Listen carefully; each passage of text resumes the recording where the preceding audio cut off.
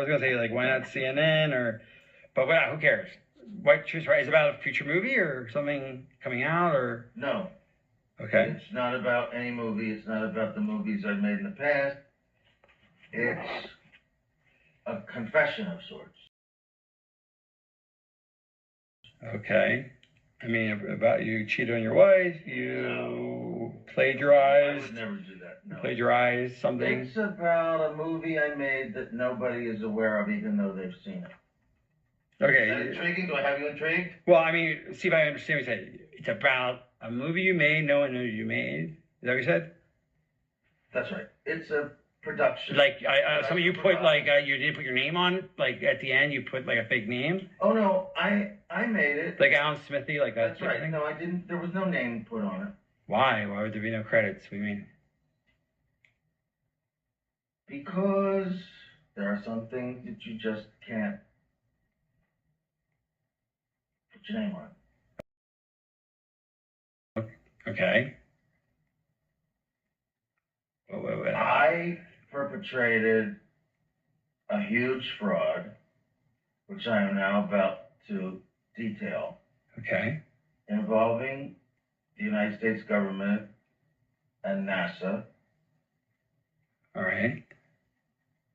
And I'm sure you've heard the rumors. The moon landing hoax? That's right. That the moon landing was fake. The moon landings all were fake. And I was the person who done it. You're serious and okay. I'm serious. I'm dead serious. You're serious now. Yeah, okay. I'm serious. I'm dead serious. What was your immediate reaction when you heard that he died?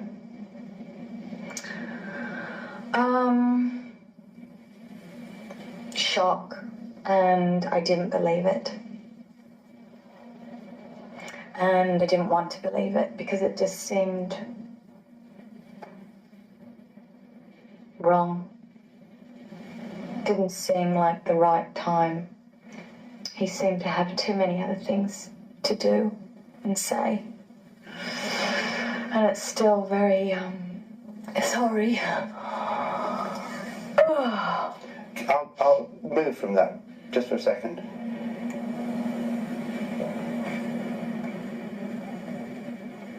You deliberately spent a lot of, I'm sorry to bring that up. No, it's all right. You spent a lot of time with him deliberately. Yeah. Didn't you? Yeah. Do you want a hanky? It's fine.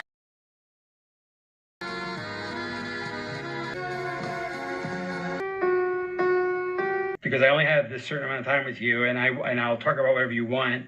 You know, this isn't some type of joke or film within a film thing. Not a joke. Nope. Okay. The conspiracy theorists were right on this occasion. Why? I don't know about Paul McCartney's death, but they were right about. Okay. Why in God's name would I don't know what to ask you first. Why the hell? If you're telling the truth, why would you do it? Why are you telling me? I mean, what the? Don't you think it's important for people to know the truth? Yeah, yes, certainly. They had a massive fraud, an unparalleled fraud perpetrated against them. They should know. Okay. I mean, they're already suspicious of the government. They may as well have their suspicions confirmed. Okay. And justified. And this, why now? I mean, we're almost at the 30-year anniversary. What took so long? Why, if this is true, why? I won't go into that. It has to do with personal. Okay. Evolution and influences. And well, I'll go into that. Is that why you look a little haggard right now? Because you look a little worn. No offense. Like. Well, also, yeah, because I haven't been taking care of myself too well. I've been drinking a lot, but. Is that because of the stress of this? Of course, stress, guilt, just conflict of all kinds. Wow, I mean, so you feel bad about this, clearly. I mean, this is. I do feel bad about it. I also feel proud of it. It's a terrible conflict. Because you've pulled off one of the greatest hoaxes ever because of your. And because I made a film, if you want to call it a film, which I consider to be my masterpiece.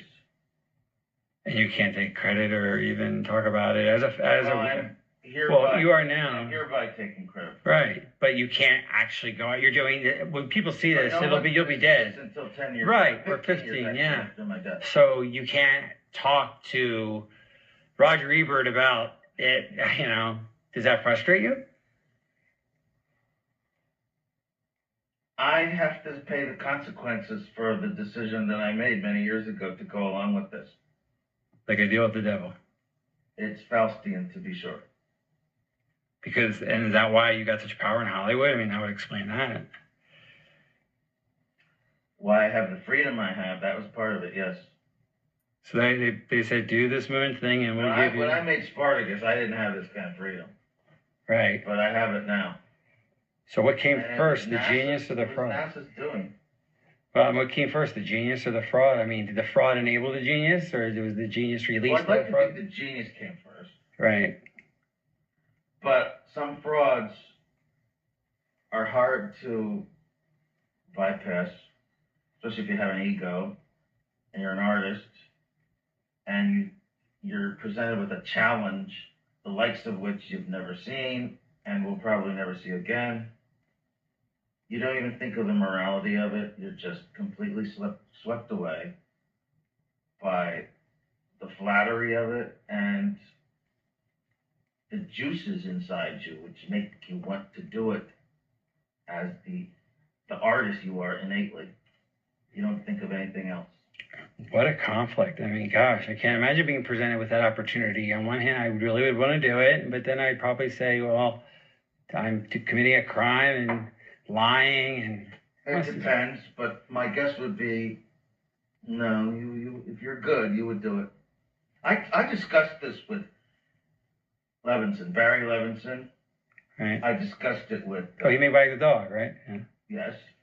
Spielberg, of all people, believe it or not, yes. So wait, Wag the Dog... Coppola, Scorsese, even Woody Allen I discussed. There isn't one of them who wouldn't do this.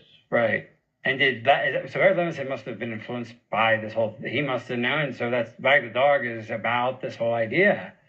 I mean, that's why... The character was named Stanley. Right. And he gets killed at the end because he demands credit. Tell me about the making of it. So, was it difficult? I mean, committing the greatest fraud, what you want to call it. I'm not saying it's a... Okay. A lot about that at the time. I know, so I'm not making moral judgment, but making this huge, ambitious, technical faux landing, was it harder than 2001? Was it very difficult? I mean, what was the experience like? Artistically, practically, emotionally, what was it like? Nothing was harder than 2001. So 2001 was harder than faking the moon landing? It actually was. Because you learned things on 2001 and... Yes. I mean, 2001 was very ambitious. And that's not to say that faking the moon landing was not ambitious, but yeah, I learned things making 2001, which is why I got this gig in the first place, right? Right, that makes sense. So what was the... But it was easy for me because, well, first of all, I didn't think a whole lot about the morality of it, as I said. If I had, I might have been more hesitant, more stifled in my work, but I didn't. And I could see that Neil was, actually. He was bothered by it. More than Buzz Aldrin or anyone else involved? Yes. Yeah. Okay. Yes. About because in a way, everything was going to center around him. He was the one who was supposed to come down off the ladder and announce the step for mankind and what have you. He sensed that this was going to be a life-changing experience for him, and I mean on a major scale. Actually, he was rather tortured by it the rest of his life. Really? I mean, is that why you didn't give interviews? Yes, and in fact, that actually began to affect my own perception of it, watching what happened to him. Okay, in what way? Just seeing the deterioration of him? And I mean, was he depressed or? He was depressed. He was drinking heavily, bitter, scared, just phobic, avoiding people, And that guy Bart Sibrel or somebody tried to get him to swear in a Bible. When I say he affected me, that's why there was so much time in between films for me. Between Full Metal Jacket and, well, between The Shining and Full Metal Jacket was about 6 years. Between Full Metal Jacket and Eyes Wide Shut is 13 years. Yeah. And a lot of that time was spent just like just emotionally processing? Yes. It became very conflicting for me. I was proud of my work, but at the same time, and this was a lot because of Neil's influence. Not consciously. He didn't do this to me consciously, but I spent a lot of time with him, and each time I did, I became more and more bothered, troubled by my own participation in this. Okay. Well, what would he say? I mean, did he explain the source of his depression? He was on the verge of tears. He did not cry. I won't say he cried, but he was on the verge of tears so many times because of what he did.